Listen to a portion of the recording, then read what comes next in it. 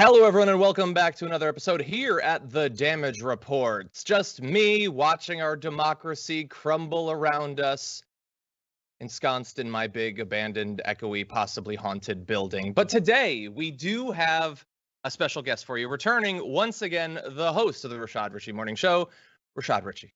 How's it going? Man, I'm glad to be with you, man. Democracy is crumbling, but we got each other. We do. And by the way, so, normally when I introduce them based on, because a lot of these people have shows of their own, and I want to make sure that people know about it so they can go support it. But it's not like you don't have a bunch of other things that should probably be in that intro. We were talking before the show. How many degrees are you pursuing in 2020? Exactly. I pursue one degree at a time. So I just finished my second doctorate at Clark Atlanta University. So I have two doctorates. I'm a college professor, been a college professor since 2016, but I'm currently in law school, John. I'm in law school because Trump made me do it. This guy has woken something in me, right? To where now I feel being an advocate, being a better advocate for me means I need to get this law degree. I'm in the middle of midterms right now, but when you asked me to come to your show, I had to do it. Yeah, so it's one degree at a time. Well, I definitely appreciate that. And look, that's very inspirational. I actually left a doctoral program at UT Austin. I was working on a political psychology degree to come here. And it depresses me sometimes to think that probably the smartest I ever was is in the rearview mirror. And I'm just coasting away from that education. Maybe someday. Education is all inside your mind, man. These degrees mean very little, John. All right. It's what's inside of you, and you are a learned individual, and you are a chief educator in my book. Thank you. I appreciate that. Well, anyway, look, the education that you've put together for yourself, including the law degree that you're working on, certainly seems like it is going to come in handy for some of the news we have today and some of what's likely to develop politically in the near future. So I'm glad that we have you to lend your expertise to us. We have a lot that we're going to be talking about today. Not only, the future of what passes for democracy. Will we even have those vestiges in the future? We've got protests following the lack of charges against the cops that killed Breonna Taylor. We've got just a bunch of stuff. So you're not going to want to miss it. Thankfully, you're already here. That's a great first step. But if you'd like company, and I know I would, please hit the like button. Consider sharing the stream, whether you're watching on YouTube or Twitch or literally anywhere else. I don't know. Are we on Snapchat? It's possible. Anything's possible. Share it and let people know that we're active. And if you send us comments or super chats or tweets or bonks or you poke us, are people poking these days? Put us in your fave 5. Then we will respond to that, Rashad and I, as we go along. And hopefully we can get through Hell World 2020 together. With that, Rashad, you ready to do this? Let's do it. Okay. You have to give Trump one thing. He is trying to destroy American democracy. That's true. But at least he's not hiding it. He is being very open about it. Take a look at this interaction from a press conference just yesterday. Real quickly, win, lose, or draw in this election, will you commit here today for a peaceful transferal of power after the election? And there has been rioting in Louisville. There's been rioting in many cities across this country, red and your so-called red and blue states. Will you commit to making sure that there is a peaceful transferal of power after the election? Well, we're going to have to see what happens. You know that I've been complaining very strongly about the ballots, and the ballots are a disaster. I understand that, but people are rioting. Do you commit to making sure that there's a peaceful transferal of power? We want to get rid of the ballots, and we'll have a very peaceful. There won't be a transfer, frankly. There'll be a continuation. The ballots are out of control. You know it. And you know who knows it better than anybody else? The Democrats know it better than anybody else. Go ahead. Mr. President, the second question is, will you... Please go ahead. Okay, so there's a lot that's abhorrent and offensive and deeply worrying in that, but I want to really focus on the money quote there, that within a couple of hours, Kayleigh McEnany will be doing her best to pretend he didn't say what he said. So let's focus in on the most worrying part of what you just saw. Do you commit to making sure that there's a peaceful transferal of power? We want to get rid of the ballots, and we'll have a very peaceful. There won't be a transfer, frankly. There'll be a continuation. Okay, so there won't be a transfer. There will be a continuation. I'm having a bit of audio problems, so I'm going to turn off my phone right here. There won't be a transfer. There will be a continuation. That's what he said. Now, look, it's not like he hasn't said things like this, Rashad, but this seems like the clearest, most concise version of the no matter what happens, you're getting Donald Trump in 2021 that we've had so far. Yes, it is concise. And here's what he's doing, John. He's setting the Supreme Court in a way, and that's why Ginsburg comes back into play even in this commentary from Donald J. Trump. He's setting the Supreme Court up in a way so that this election will ultimately be decided by the U.S. Supreme Court, not by voters, okay? He does this often where he plants the seed, he allows the seed to take root, his base then promotes this seed. The idea that somehow voting by mail or voting by way of absentee is not relevant or credible is an idea that he started planting months ago. Now you're seeing this evolve into basically a legal strategy for what his team will use in order to invalidate the election. He is not a complex soul. This guy is not full of complex ideas. He's a pretty cause and effect individual. He says these are going to be the issues. And then all of a sudden, everybody around him says, oh, this is the issue. So that's exactly what's happening here. Rashad, I apologize. I am trying to hear you, but I am having some audio problems that I can't yet explain. Hold on. Can you say something? Okay, I'm still here. Okay, I can hear you. Okay, good. I feel robbed because I was watching you say that, and it looked I just hope I looked damn good when I said it. So let me go back to what I was saying, okay? Sure, I apologize. Right, so you can I get don't know what happened. My speaker went out. I apologize. All right, it's all good. You hear me now? Yes, I do. Perfect. Okay.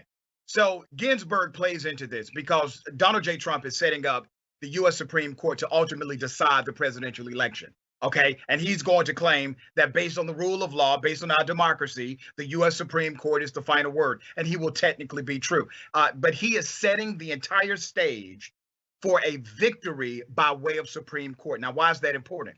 Because the legal battle will be launched per state.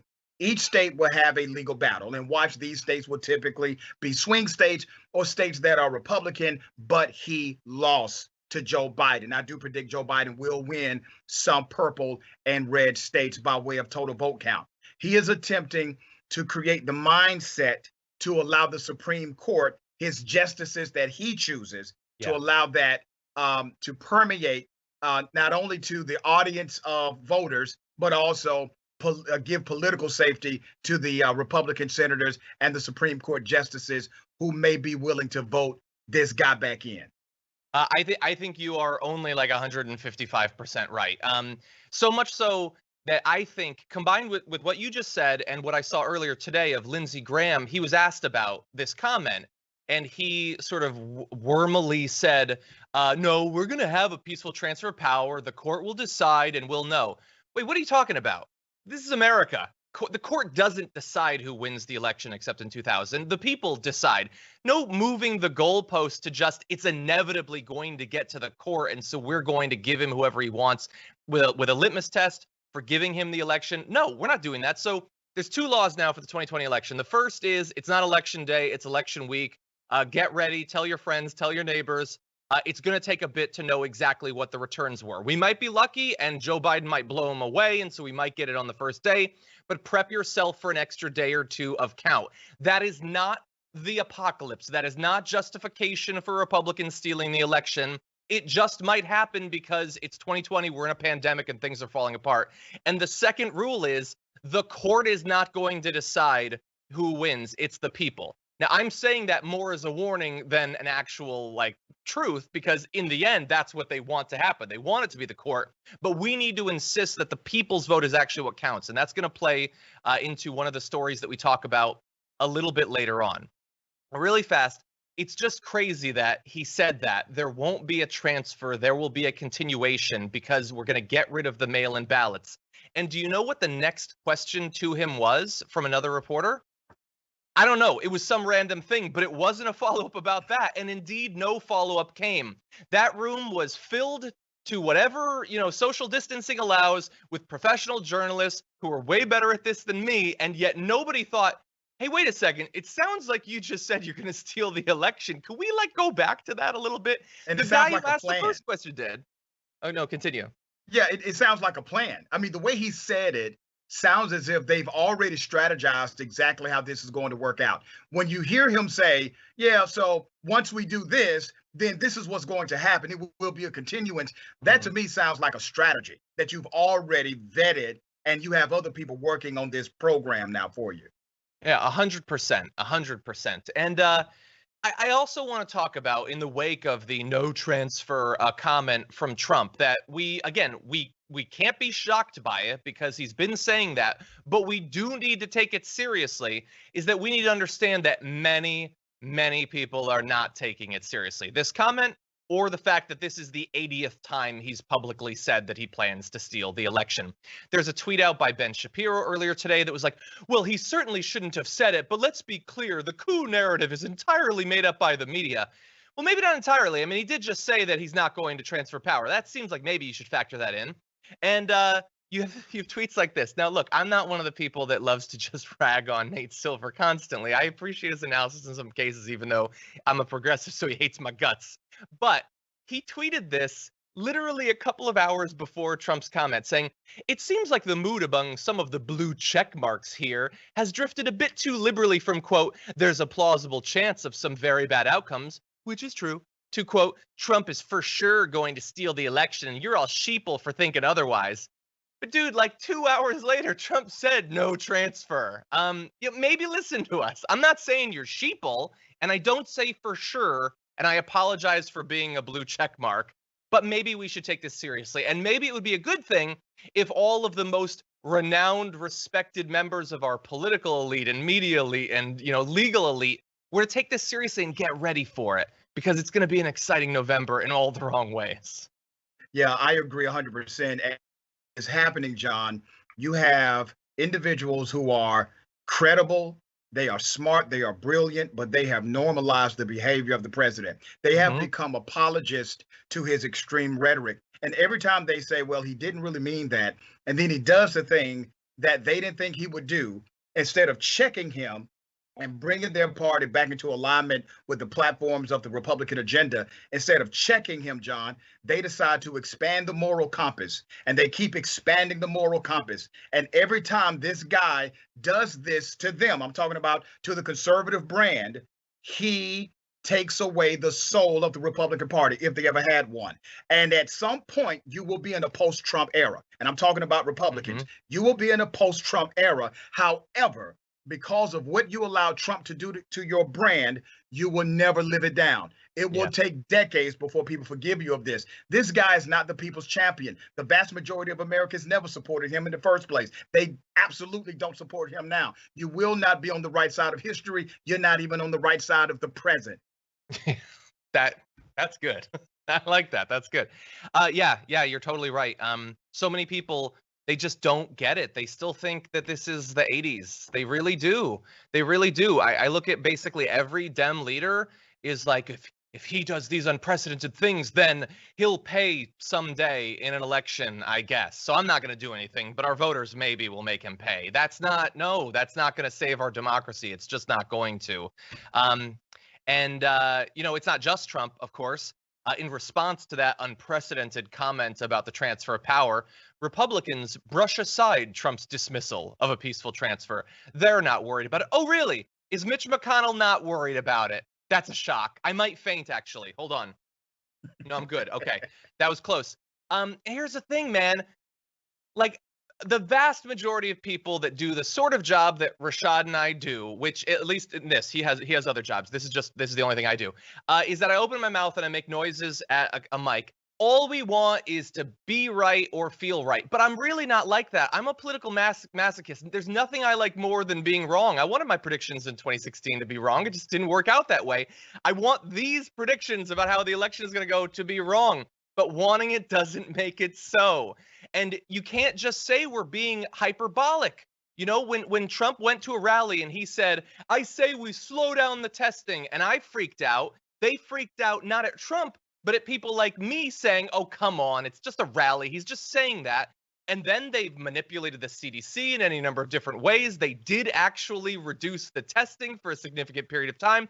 I want to be wrong, but in 2020, I don't get to be about anything that truly matters. We're talking about a guy who manipulated the Weather Channel. Okay. Yes. All right. Yes. A guy who's willing to manipulate the Weather Channel.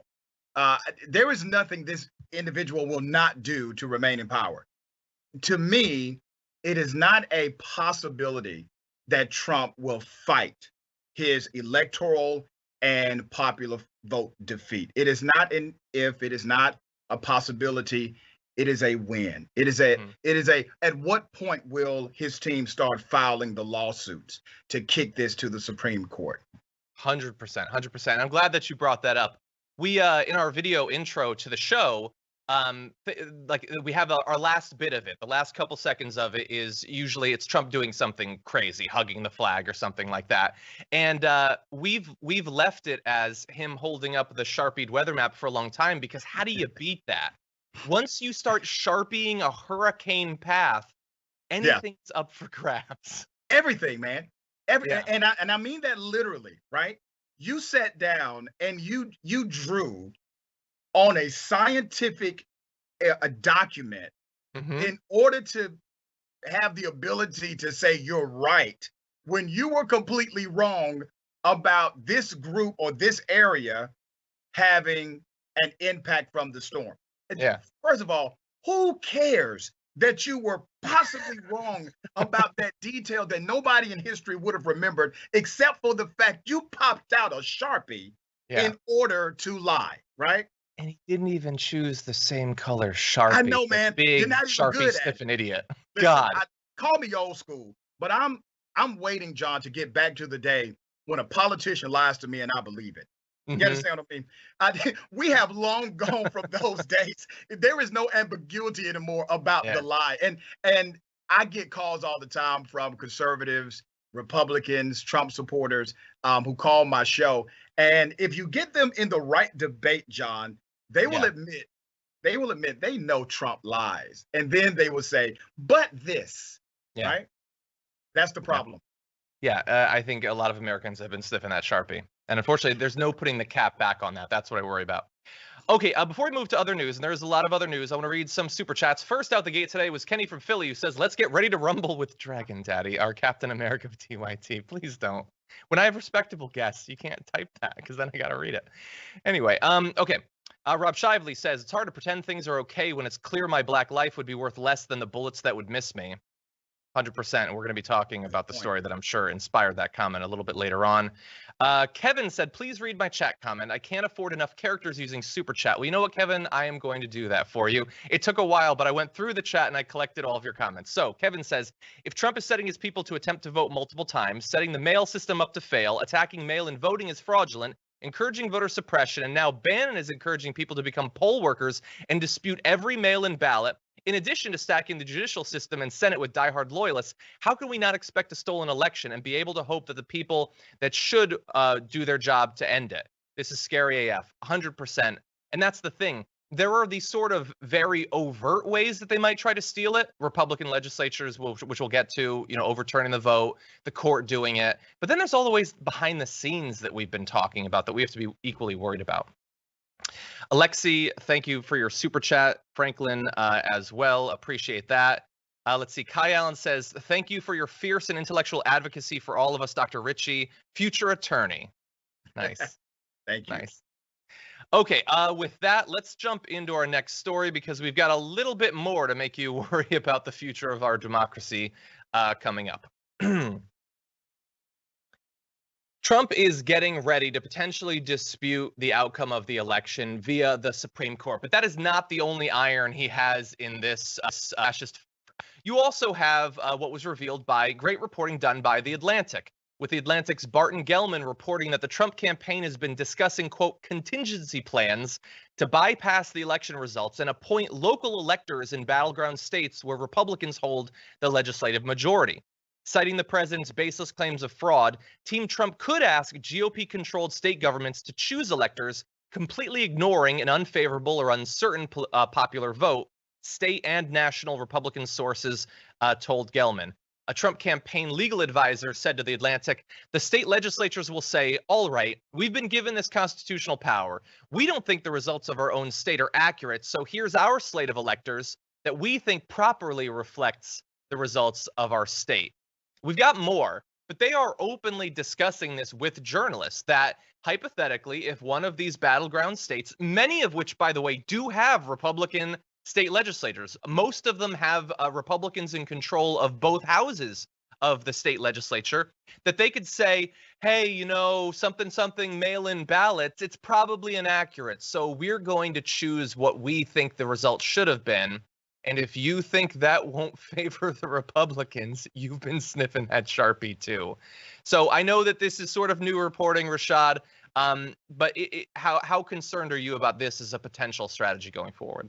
Well, of course, if they can get away with it, they'll do it. Now, every state will not fit the matrix for this plan to work, but they will find a few states that may be on board. There's a lot of political maneuvering with this kind of issue. But what's interesting about what they're attempting to do, communist nations have done something similar like this before as well. So while the pro-Trump people may say they're anti-communist, they are adopting a lot of pro-communist political methodology in order to retain and exhibit power. I do not put it past the Trump administration to not only talk about doing it, but then sell it to the people of that particular state.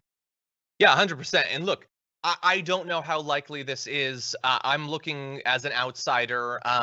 It does seem a little bit more likely when, like, it's one thing to have sources on this, but when some of them are willing to name themselves, for instance, Lawrence Tabbas, chairman of the Republican Party in Pennsylvania, says, I've mentioned it to them, and I hope they're thinking about it too.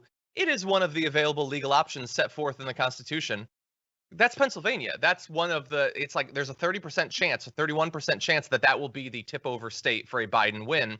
And they're saying the chairman of the Republicans in that state says, no, I really hope that they're thinking about overturning this thing. But in terms of the stakes, hypothetically, it's legal, I guess.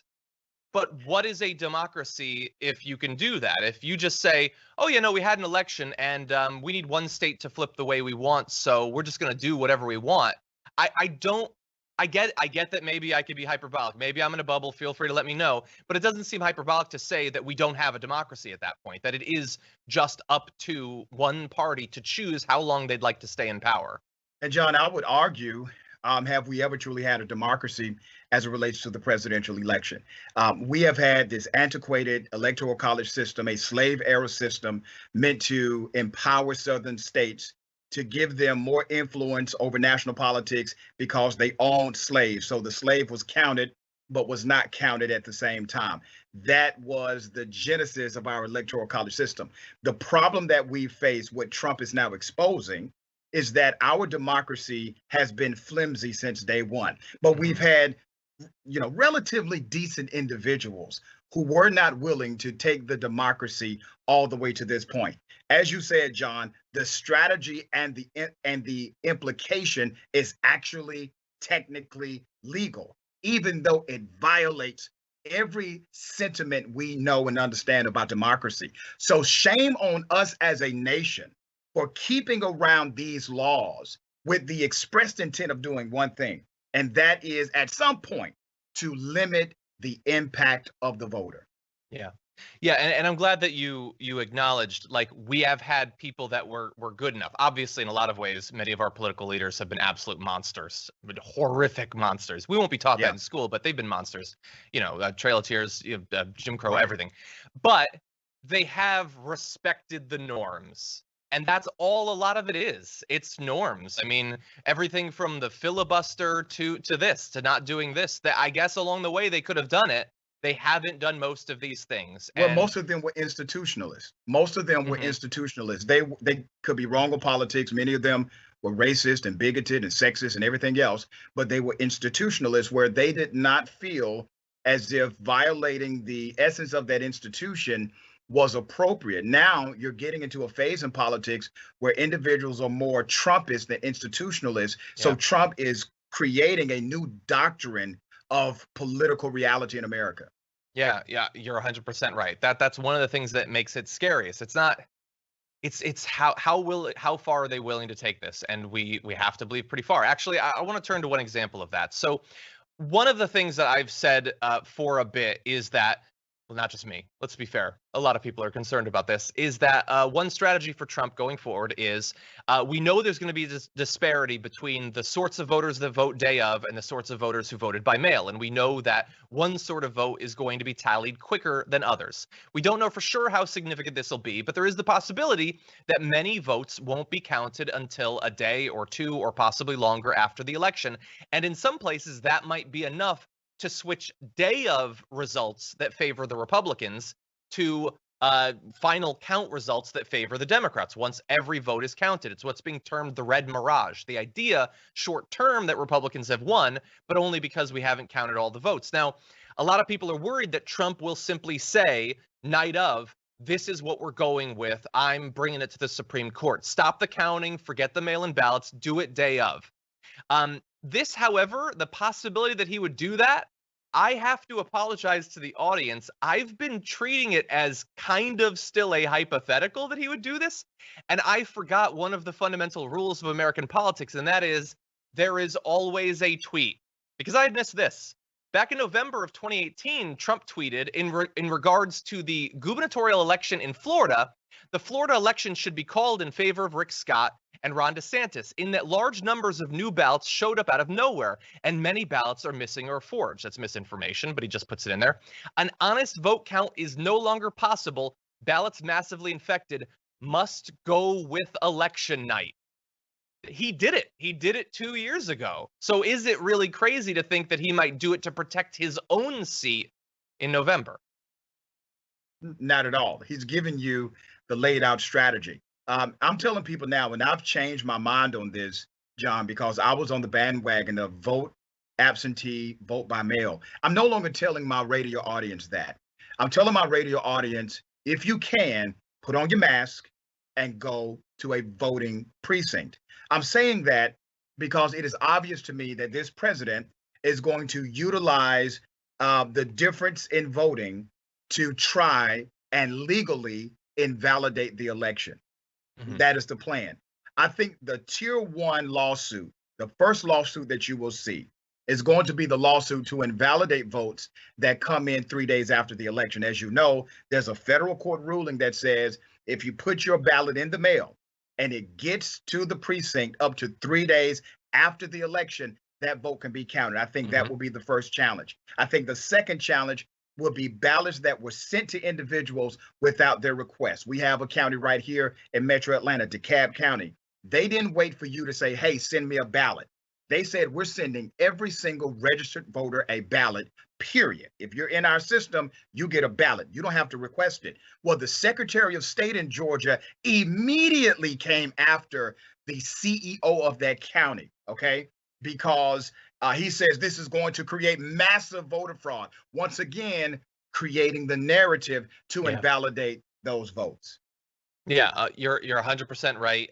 We have to remember that, like, we sort of take it for granted that everyone should vote, but that is not a feeling that is shared equally across the political spectrum. Right. But you're right; those are they're just going to happen. They're 100% going to happen. Some of the other stuff we can debate. We can debate how significant the 50,000 strong goon squad that the Republicans are going to deploy to intimidate voters. How much of an effect is that going to have? But a lot of this is just 100% going to happen.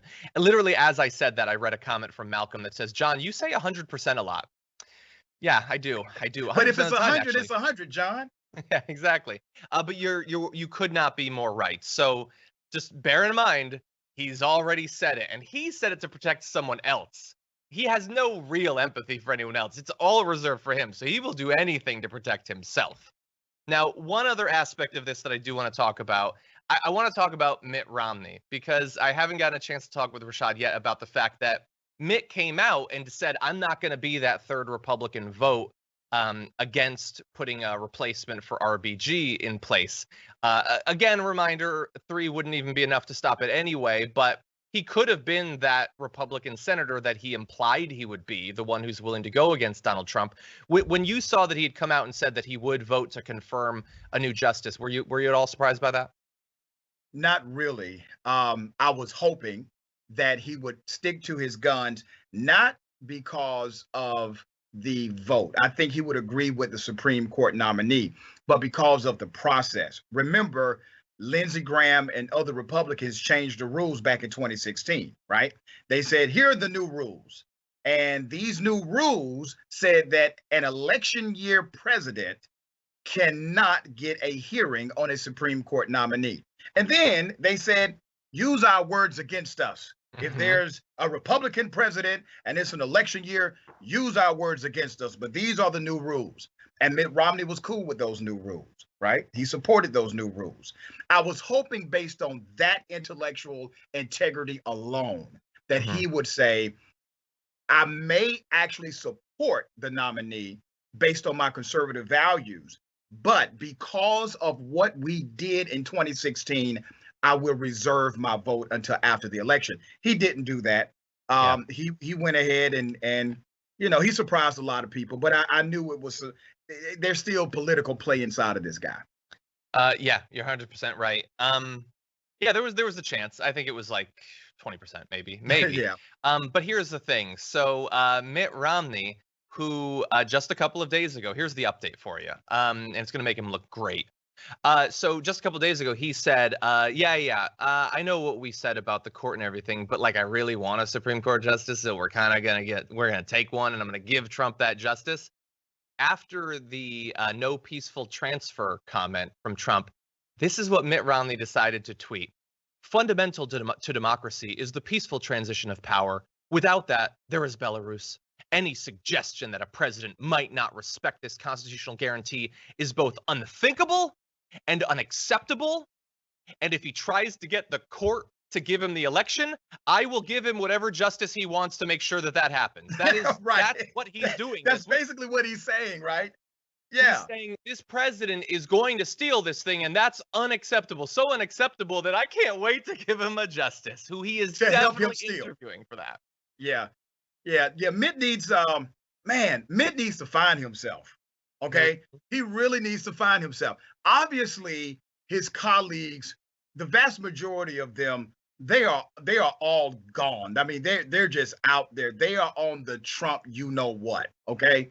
Mitt Romney was the one guy who gave the rest of us some hope that everybody wasn't part of the cult in the Republican Party. Okay. But I do find it fascinating that while he's outraged by a comment that Trump has pretty much made before, that he's willing to give Trump exactly the tools to do what he says he disagrees with. Exactly.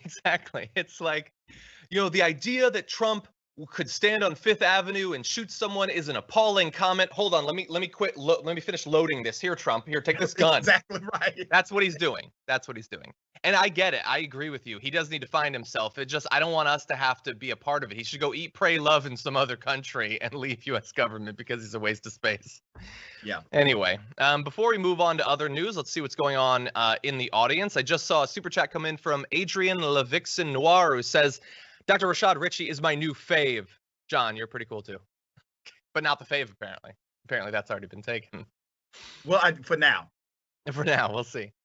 Ben Fox says, why are you still looking within existing structures for how we may steal the election? What stops Trump just declaring he got 200 million votes to 7 for Biden with any other info branded fake news? I think that to get the media to go along with it, to get Wolf Blitzer to go along with it, they have to try to provide a veneer of legality to it, I think. Just saying, no, it's mine, I'm not leaving, maybe that still wouldn't wake enough people up, but I think they have to at least pretend. I don't know. Do you agree? And I agree with you, John. I think every time he's done something, he's dropped just enough truth. I hate to use that word with this guy, but it's just a drop, right? Just a small drop of credible information. And then the rest is bull. Yeah. But that one drop allows him to fit in the infrastructure of the law. Yeah. Sue M sent us in a super chat saying, I'm an expat in Mexico. I received my ballot on Saturday, completed and returned it on Sunday, all by email. Every citizen should be able to vote this easily. Some of us think so. Yeah. Joe D says, I'm so over the news. I share your frustration. It just gets worse every day. But for some reason, I can't quit you. P.S. Dogs rule. They do. They do.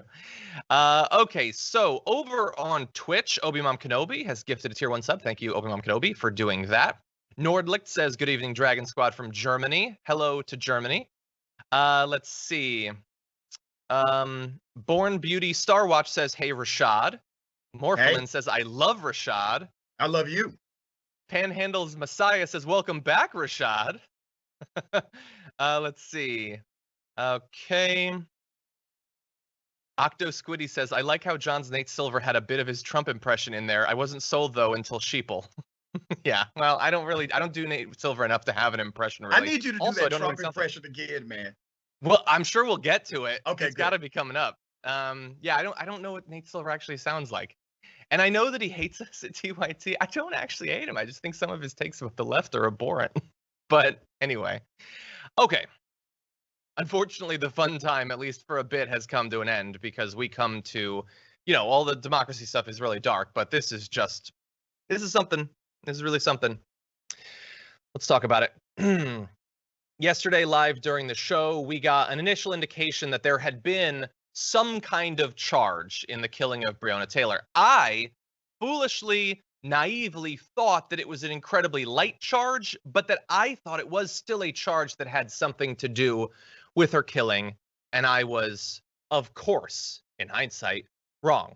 And it wasn't. And we got even less of a thing that looks like justice than I thought. So understand that activists, celebrities, and everyday Americans have been calling for charges since Breonna Taylor. An emergency medical worker was shot multiple times by white officers after one of them was shot while bursting into her home during a narcotics investigation back in March. The officers had a no-knock warrant, but the investigation showed they announced themselves before entering, according to the AG. Now, like 11 people that lived in the building said they didn't hear anything. One person said they heard something. So maybe something was said, but it seems like it was muttered under their breath. In any event, a grand jury, after 6 months, returned 3 charges of wanton endangerment Wednesday against fired officer Brett Hankinson over shooting into a home next to Taylor's with people inside. I foolishly thought it was endangering her life, but it wasn't even about that. Rashad, I mean, what do you make of this? The term miscarriage of justice isn't even strong enough to apply here. What the Attorney General has done is criminal himself. So let me first take the veil away from this guy because he comes out, he blames everything on the grand jury. Here's how that process works, John, and to the entire audience, and many people are aware. He puts the charge on the paper, okay? He's the guy who researched with his staff some legal statute that nobody freaking gets prosecuted on called wanton endangerment, right? Nobody gets prosecuted on this stuff. He finds it, he presents it before a grand jury. He doesn't present the other elements where statutorily it would apply, such as, and I researched the Kentucky law, manslaughter, involuntary manslaughter, and reckless homicide all meets what we call disjunctive and conjunctive elements of the statute. He chose not to even present that to the grand jury for them to give him a true bill or an indictment. The fix was in from day one. The fix was in. And then the other crime that took place, which was the officer who obtained the warrant, lied to a judge and said, well, we saw suspicious packages coming from the United States Postal Service. Well, the postmaster said, well, we're going to investigate that.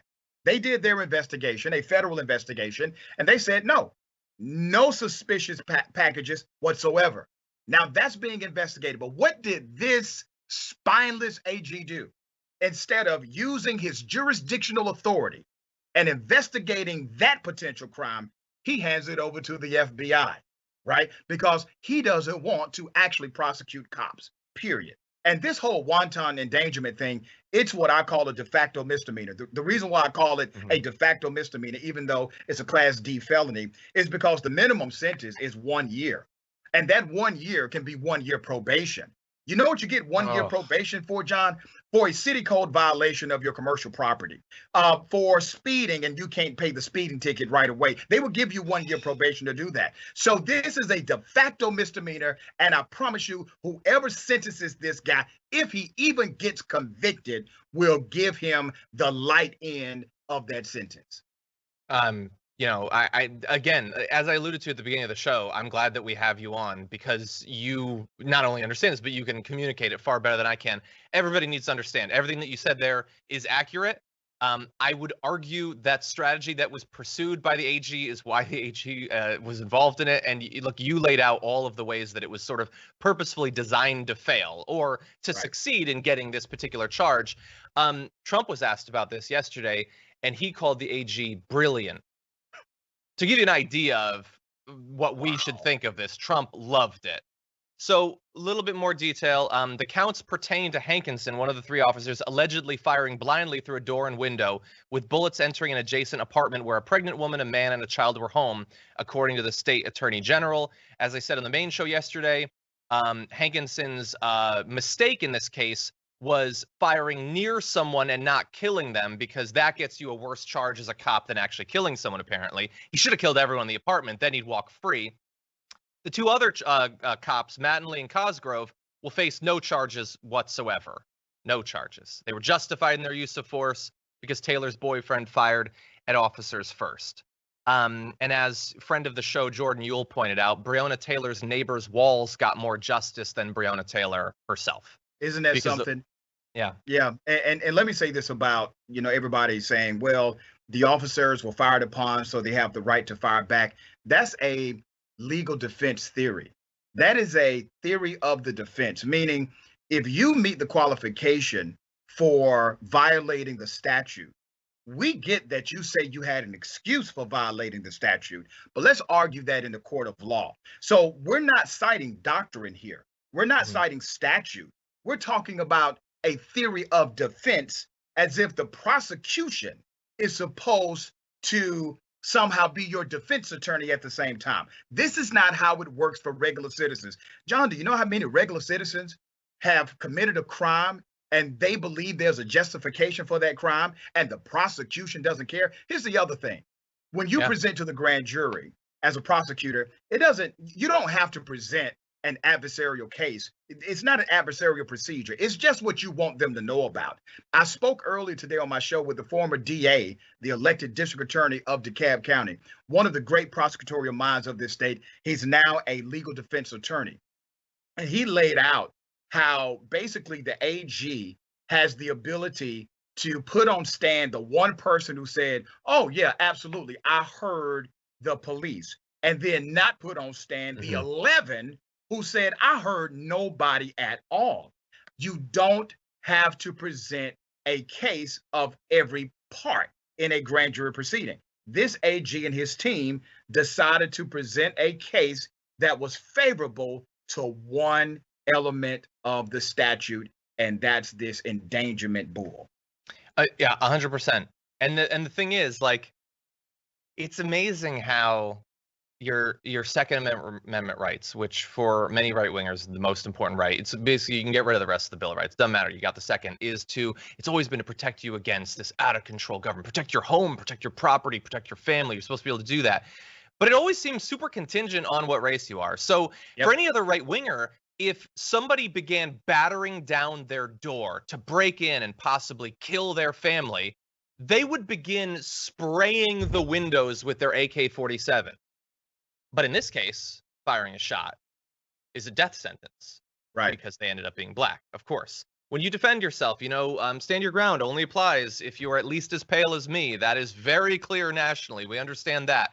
Yeah. When police forces are dressing in plain clothes, driving around IKEA minivans, and kidnapping protesters off the streets, you're just supposed to go along with that. God help you if you fight back against what every normal human would think was a kidnapping attempt. You'll go to jail for the rest of your life if you fight the cops while doing that. So all of this talk about the Second Amendment being used to protect life, liberty, and property, and to stop an out-of-control tyrannical government now is being twisted to justify whatever state violence they feel is necessary to strike out against racial minorities, against protesters they find inconvenient. That has shifted very quickly now that they have control of virtually every branch of government. Well, the basis of it is the race element, right? Because as you just said, if Breonna Taylor's boyfriend or fiance would have been a white male, licensed gun carrier as he was, and he said, hey, somebody was breaking into my house and I shot back. Do you realize how many people from the conservative right would be defending him? How many gun owners would be defending him? Where's the NRA? This man is a licensed gun owner who exercised his right. Where's the NRA on him? Nowhere to be found because he has the wrong complexion for their narrative. 100%. 100%. Okay, let's just read a few comments before we move on. Let's see. Charles Massey says, is he actually going to contest the election because of mail-in voting caused by the pandemic he neglected to prepare us for? Isn't this illegal? I don't think it's technically illegal, but all the parts of the strategy that he laid out are 100% right. He has been fighting against mail-in, not just mail-in ballots specifically, but like funding to the post office to allow it to quit. Like he'll say they can't tally the votes fast enough, and some votes came in too late. That's why we have to get rid of them. But he's also trying to make it so that that's the case. He's not giving them the money so that they can process the mail quickly and all that. The regulations in many states don't allow them to begin counting or tabulating the mail-in votes until election day. That doesn't have to be the case. Why can't we start a couple of days earlier? Because they don't want you to. So it is a justification that they have produced by passing laws and taking funding and all of that. Okay, Linda Mason says, stop the world, I want to get off. Yeah, 100%. I'll choose a different world. How's Mars looking? AJ, thank you for your super chat. Appreciate that. ANS Champion says, can someone get on mainstream media and talk about the ways the Dems can prevent this nomination more, please? I would love to see Rashad on. CNN, MSNBC, if you're watching this, have Rashad on. He can explain sometimes they bring me on MSNBC every now and then when they're ready for it. Yeah, that's awesome. That's awesome. Now would be a good time, I think. Yeah. Okay. The ice is melting tweeted us saying 95% of the ballots do not exist yet, but he knows they're a disaster. Yeah, that is weird. That's a great point. That is weird. All of them, they don't exist. They're hypothetical, but he's smart. Right. He's basically Doctor Strange. Gabby says Trump supporter logic. He didn't say that. And if he did, he didn't mean that. And if he did, you didn't understand it. And if you did, it's not a big deal. And if it is, others have said worse. 100%. Well done. Well done. Good job, Gabby. Oh, God. Okay. Let's see. Tony D says, because I believe in us, we the people. I believe in some of us, we the people. The we the people I believe in just unfortunately aren't in Dem leadership right now, but maybe in the future we'll see. Michael Myers says, how likely do you think people are going to become violent at polling places? Don Jr. has called for a Trump supporter army to observe the polls. Yeah. Some people have hypothesized that hypothetically, if you wanted to send a couple of Proud Boys to one of these places and start a brawl, that fight could then be used as justification to shut down the polling place, hypothetically. I don't know. These are the sorts of things that we have no idea how likely it is. So let me tell you how that works, because we've had that happen a couple of times in precincts around the country. And typically the local jurisdiction, there's a board of election. They have to supervise the integrity of that election or that precinct. If there's a disruption, and we've had disruptions because of fighting, technology breakdowns, and other things, that board of elections, they are supposed to extend the time frame for voting that same day. So let's say if the disruption created a 3-hour delay and polls closed at 7 p.m., well, that precinct will not close until 10 p.m. based on the standing protocol. Yeah. Should do that. They should do that. Should, right. We'll see. Yeah. And all these, like long lines and all of that. We live in the richest country in the history of riches or countries. But every election, we have these long lines. I can't think of a potential solution. How could you possibly make the lines quicker? I don't know. No one's been able to figure it out. Maybe someday Elon Musk will work on it. But until then, we just can't fix it. America, the best democracy in the world. Right. We can't fix long lines for voting, right? The number one most sacred element of a democracy is the vote, the electorate, making sure people can participate in this activity known as voting. We can put a man on the moon. We can do all these other great and amazing things, but we can't increase our capacity in order to limit these lines. And here's the truth of the matter, John. Have you ever heard somebody argue before the Congress, you know, it would be a great idea to go to war with Iran, but it's just not in the budget? We No, never have a not. budget issue when it comes to killing people, blowing things up, going to war. But all of a sudden, every time we talk about securing our election, making sure democracy works, increasing the capacity by way of additional funding, we have a debate. We don't need a debate for this. We need to have this money flowing to increase capacity, decrease the lines, make it easier and more accessible for every American to participate in their God-given right to choose or not choose who represents them in this America. Yeah, I agree 100%. I just want to amend one of my past comments just a little bit. I said that America has lines. Sorry, certain communities have lines, because I've lived and voted in Storrs, Connecticut, Austin, Texas, and in Culver City, LA, and I can usually get in and out in about 5 minutes. And I don't think that's necessarily a coincidence. Some places have long lines. Yeah. Maybe that's why we don't fight against it. Maybe that's why we allow it to continue. Yep. Okay, related to that, let's transition now into our next topic. What is the cost of racism in America? Now, there's a billion different ways that you can quantify it, and there's a lot of great research and scholarly output to do that. But let's talk about one particular way. What is the economic cost to America for continuing the centuries-long history of racial economic inequality? So a study has looked into it, and here's what they found. Black workers have lost $113 billion in potential wages just over the past 2 decades because they couldn't get a college degree. That's not everything. That's not all of the economic inequality generated by racism. That's just specifically for 2 decades, the more difficulty getting a college degree. The housing market has lost $218 billion in sales because Black applicants couldn't get home loans. About $13 trillion in business revenue never flowed into the economy because Black entrepreneurs couldn't access bank loans. The U.S. could have $5 trillion in gross domestic product over just the next 5 years if those gaps and others were closed today, according to the study. That is amazing. And for many Americans, they'll think, that's a cost that I'm willing to pay. I like the way that things have worked. I like the status quo. But these figures are amazing, Rashad. They are. You know, there's a sociologist, I forget his name, but he made this calculation, and he said 92% of the social ills we face in America would evaporate if this country could do one thing: make sure every American had a job that paid the bills. Well, that's basically your end product, right? Having a job that pays the bills. What's behind that? The statistics that you just named. Having access to affordable higher education, being skilled and trained in a particular industry, where you have all of these barriers to get to that point.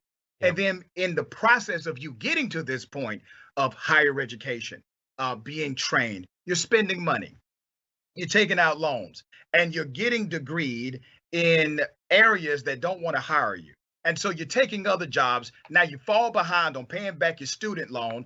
You find you a honey, right? You got your boo thing. You have a child now. You're trying to get a house. You can't get a house. Why can't you get a house? Because the industry that you are skilled in didn't hire you. So you're working at a job that pays you well under what you deserve. You're not making a livable wage. And because of the student loan debt that has accrued, you can't get a house now. It is a cause and effect relationship from day one. All right. From day one. And it particularly has an impact on every person of color. And my second doctoral degree, John, is actually in higher education access for African-American students. Yeah. You're totally right. All these things tie together and they produce this outcome, which, like, in such a perverted way, racists support a system that stops people of a variety of races getting to the point that they say they want everyone to be like, to lead this sort of life. And then they hate these groups for not having access to those resources, for not owning their homes, for not whatever, like all of those things. It's so sick, the world that they work to produce, they say they hate. And I'm going to jump ahead a little bit because I'm going to summarize a few more numbers here. Federal Reserve data shows that white households' net worth grew 43% to $61,200 between 1995 and 2016, so over a 20-year period, while it remained flat at $35,400 for black families. In terms of home ownership, back in 2019, 44% of black households owned their homes, compared with 74% of white households. So some people will look at those numbers and just think, well, how do you get to this? I would just gesture to the country. This is how you get to this. Our policies that have to do with access to loans, to educational opportunity, to all of these things, that is how you produce this. And if you go back to the first graphic that we showed you, it is obviously hurting Black Americans, that they are the principal, those who are suffering as a result of this. But it also has an economic impact on the country. How much could everyone collectively benefit of all races if we were able to get past this problem? But we've apparently decided that it's just not worth it. Yeah, we have concluded, and when I say we, I'm talking about this country. This country has concluded that there just must be a permanent underclass in order for their version of capitalism to survive. The truth is, capitalism can survive without a permanent underclass. The only issue would be that those that are making the absolute most money, they may take somewhat of a profit loss, but we can all rise on this ship together. Equity is the conversation, not equality. And I actually teach a course at the university called Dr. King as a Social Change Agent. And I highlight Dr. King after 1964. We don't like to talk about Dr. King after 1964 because after 64, King did an interview and he was asked about his I Have a Dream speech. And he said during this interview, and anyone can pull it up on YouTube, he said that speech is now a nightmare. And he talked about how equality is a courtesy. And he wanted what's called genuine equality.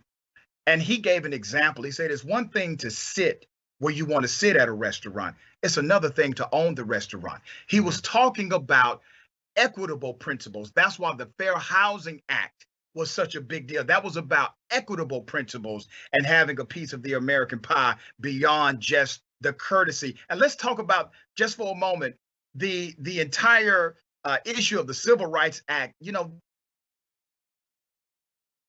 gave an influx of money to white America like you haven't seen, okay? Because Black individuals took their green dollars and spent it at white establishments. It was a win for white America. Now we need a win also for Black America. And I don't besmirch the Civil Rights Act of 1964 because it did allow people who were discriminated against because they were Black to sue major companies and get rewarded, and policies were changed. So it definitely had an impact. But let's be clear, the acts that were passed still had some level of benefit to the white male-dominated social structure. 100%. 100%. Again, so glad to have you. You know all this stuff. That's great. I love the show. Thank you. I appreciate that. And as you're saying that, I brought up, I want to watch that interview after this. Okay, so we got one more topic before we jump to that. Just a few super chats. AJ, thank you again. Appreciate that. T-Share sent us in a super chat saying, new game. John says 100% take a shot. Insta Cudlow. I love that game. All right, that's cool. I like that. I can get down with that. AJ sent in another super chat saying 100%. I get it. Are you doing that every time I say 100%? Because I can say it a few more times. Jeff Rowan says, TDR is blessed with many amazing guest co-hosts. Great to see Rashad back on the show. For me too. But by the way, you can see him every day. Rashad, where can they listen to your show? Man, I am on WAOK.com or the radio app, the Rashad Richey Morning Show, 7 a.m. until 10 a.m. Monday through Friday. I would love for you all to meet me there. You can follow me on Twitter at Rashad _Richey, RASHAD _RICHEY. Same thing for Instagram. Awesome. Okay, final story. Let's jump into this. This morning, Donald Trump went to pay his respects, or what passes for his respects, to Ruth Bader Ginsburg, her casket at the Supreme Court. And here's a little bit of a video of how the assembled American masses responded to his presence there.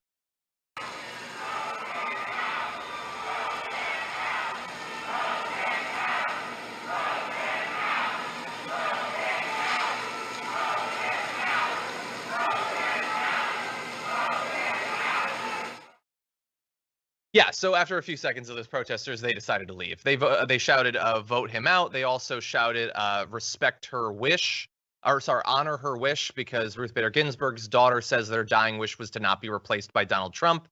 That apparently is controversial to Republicans. Seems like the most obvious thing I could possibly imagine is that this woman would not want her life's work turned completely upside down by him putting some troglodyte on the Supreme Court designed to undo everything that she's worked towards. But anyway, Rashad, what do you think about that? Trump, he was actually wearing a mask, by the way, while he was visiting that. That was a novel change. I didn't expect that. Right. That was something protesters told him to do, by the way. Right. Oh, protesters were saying wear masks, and he was saying don't wear masks. So he obviously listened to their logic. As soon as I saw that, John, I said to myself, he brought this on himself. Mm-hmm. All of that he brought on himself. This is the kind of leader he wanted to be. All right. I don't feel bad for the guy. And the protesters are well within, and we say protesters, man, these are just regular Americans, man. These are Americans who are simply fed up. Do you know how many people are protesting right now who never believed they would ever be protesting ever anything? All right. Yeah. These are American citizens. And I think sometimes we marginalize them in conversation when we only say protesters. These are American citizens who are protesting because they are outraged by the leadership of this president and by the policy stance he's taken on many issues. Yeah, you're 100% right. Yeah, if he doesn't want people to follow him everywhere he goes and, chant at him, maybe stop saying that like the coronavirus deaths in blue states don't count. Like, if you want to be the respected president of all Americans, stop saying that blue states don't count. Right, but he's not interested in that. He was never interested in being president of a United States. He was only interested in being president of his base. He figured that out quickly. It's almost like a boardroom, right? You have the board of directors, and you have 12 members on the board of directors. Well, 7 of them keep you there. And instead of being a board chair of the entire board, he decided to be the board chair of just those 7 people, and that's his political base. Yeah, you're 100% right. One more comment on the mask. It is surprising to see him wearing it, but I have figured it out. I don't think it reflects a newfound respect for the threat of COVID having a resurgence in the fall. I think, considering the chants that were coming his way, it soaks up the tears really quickly. So they're not as visible. You got to have a soul to have tears, John. Come on. That's true. Maybe he's crying on the inside. I don't know if he's capable of that. Anyway, look, I wanted to mention one other thing having to do with RBG, though, and that is Ted Cruz, noted weenie. He blocked a Senate resolution having to do with RBG, objecting to mention of her dying wish to keep the seat open for the next president. So he didn't want the fact that she told her daughter that she doesn't want to be replaced by Trump going into it. So he had a problem with that. So he's blocking the entire thing. And he had this to say: "We are sadly seeing one side of the aisle embrace more and more radical and dangerous proposals, including trying to use brute political force to politicize the court. That is not consistent with the Constitution." You know what he thinks is consistent with the Constitution? Blocking Hillary Clinton's Supreme Court nominees indefinitely.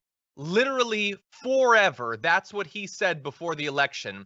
If she wins, she never gets a Supreme Court justice. That's what this little cream-filled worm said back in 2016. But now, packing the court, that would be unconstitutional, even though it's not. It's literally, the Constitution doesn't say anything about how many people are supposed to be there. In 2016, he said there's historical precedent for less than 9 judges. Maybe 8 is the right number. That's what he said to justify his radical plan to stop a democratically elected president from ever having a Supreme Court justice. But now, come on, we got to respect the norms, Rashad. Let's not talk about doing anything drastic here. Ted Cruz, once again, defying medical science by standing upright with absolutely no backbone. All right. Remember when this guy let Donald Trump talk trash about his wife? Remember that? Mm. And he looked at the camera and Ted Cruz says, "Now, Donna, you're gone too far." And he did this whole, fake Texas thing and then was all on the guy's jockstrap after it was evident he was going to be president of the United States. As far as I'm concerned, Ted Cruz is a big nothing. And he says that this is contrary to the Constitution. To me, the way he let Trump talk about his wife and then decided to get on Trump's team is contrary to being a husband and a good man. Yeah. Yeah, you're 100% right. It was absolutely pathetic. He doesn't, you don't get to be. I know you're a Republican, so you think of yourself as like an alpha male. Dude, you're the most pathetic guy literally in the country. And I You wonder get how that? his wife felt about that whole thing, John. I mean, obviously, he's probably still sleeping on the couch, right? Maybe. I mean, I guess it's not much payback, but the knowledge that every time he looks in his wife's eye, he's wondering if she's thinking about that's something else. Yeah. You're totally right. It is bizarre that he's one of the few creatures in nature that can stand without a spine. Right. But look, even a candle, which is as much wax as Ted Cruz, stands up with just a wick. So I guess It that's works, how I it guess, works. yeah. I will just say this. I don't live in Texas anymore, but if you have a lead on the right nominee for 2024 to take him down, he needs to go. Yeah. His smarmy, smug look made even worse by his pathetic beard. I can't take it. I don't want it. We need to prepare now for 4 years in the future to get him the hell out of there. I'll let you know as soon as we find a fittable candidate. Yeah, good. Yeah. Get do it. And if there's anything I can do to help, that's all I want. That's all I want. Rashad, great as always to have you on. Thank you so much for joining us and lending your perspective. Where again, I know that we mentioned it earlier, but just in case, where can people see more of your work, follow your stuff? You can always go to my website, rashadrichey.com. I host the Rashad Richey Morning Show Monday through Friday right here in the city of Atlanta. You can find that show on WAOK.com or just download the radio app. You can listen to me Monday through Friday, 7 a.m. until 10 a.m. Yeah. And good luck on the midterms, by the way. Thank you, man. Thank you so much. Series. Thank you. We'll see you soon. For those of you at home, let me read just a few more comments before we close out. Let's see. Brian Finezzi says, wouldn't surprise me if Wisconsin is on board. Last state election, Dems won 53% of vote, but Republicans have 63% of seats. Totally. And by the way, like, if you think I'm crazy, and I know at some point I'm going to reach the point where even Dragon Squad's going to be like, I think he's lost it. The idea that the states would just decide their own electors, it's happened twice now that a Democrat has won the governor's seat and Republican state legislatures on their way out have stripped the governor of their powers. Like, is this that much crazier than that? I don't think that it is. I don't think so. Jack H says, try not to say 100% for the rest of the episode. I can't, okay? And you just forced me to. So you're part of the problem, okay, rather than the solution. AJ Duenas with a massive super chat saying, I 100% love your show, John, and 100% love it when you have Rashad on. I do too. AJ, thank you for that and for your other super chats. I really do appreciate the support. Every way that you all support the network is so important because unfortunately we don't get handed billions of dollars in free advertising and everything like a lot of right wingers on YouTube. So we do appreciate if you can go to tyt.com/go. We're still doing our fundraiser to get us through the pandemic. You guys have been amazing so far in helping us to stay afloat. We need it, and you have provided it, so thank you for that. Let's see. Snesley Wipes on Twitch said, did Rashad get his Marvel character? I can't recall. I think he did. We would have to go back to see what it was. Hopefully somebody has put together a list. Let's see. Over on hashtag TDR Live on Twitter, Jess Ortega says, yes, John, I'm in Missouri and I'm absolutely petrified at the whistleblowing and outright calls to arms for polling places. Please keep us updated on their plans. To the extent that I can, I will. Of course, a lot of this is probably being done, in the background, and that's what makes it even scarier. Tom Zawacki says, by the way, John, what do I get for being the 418th like on the YouTube today? A dog. I'm actually going to mail you a dog. I hope it makes it. Let's see. Gabby on Twitter says, Ted Cruz looks like a racist ferret whose favorite weekend pastime is cosplaying a Confederate plantation owner. We're done. There's no better. No one will ever describe him better. Wax doesn't do it. That's what you need. By the way, I wanted to say one other thing to close this out. So some of you haven't registered to vote yet. What the H are you doing? Go to tyt.com/vote, go to vote.org, go to, the Stephen Colbert's got a list of videos for every individual state telling you everything you need to vote. Some of you have already registered or have already sent in your mail-in ballot. Did you know that you can check the status of it? And you should really do that, okay? Because they are looking for ways to nullify all this. So please consider doing that. If you can go day of, if you believe that the lines are going to be short, you're not in a crowded area, and you can socially distance and you can wear a mask to protect your health and the health of the people that you love, consider voting on day of. It won't be enough to save us if Trump and the Republicans decide that they're done with this whole experiment, but maybe it'll help just a little bit. So whatever it is, vote. Vote early, vote by mail, vote day of, whatever it is, just make sure that you actually get out there and do it. And with that, everybody, thank you. Oh, by the way, tomorrow is Friday, and we're going to be closing out the week with Brett Ehrlich, the way that we always do, with garbage people. And now is a great time for you to go to the community tab on the TDR YouTube page and register your support for who should be Dragon Squad's pick for Garbage Person of the Week. We'll be revealing that for you tomorrow, as we always do. Until then, stay safe out there, stay sane out there, and I'll see you soon.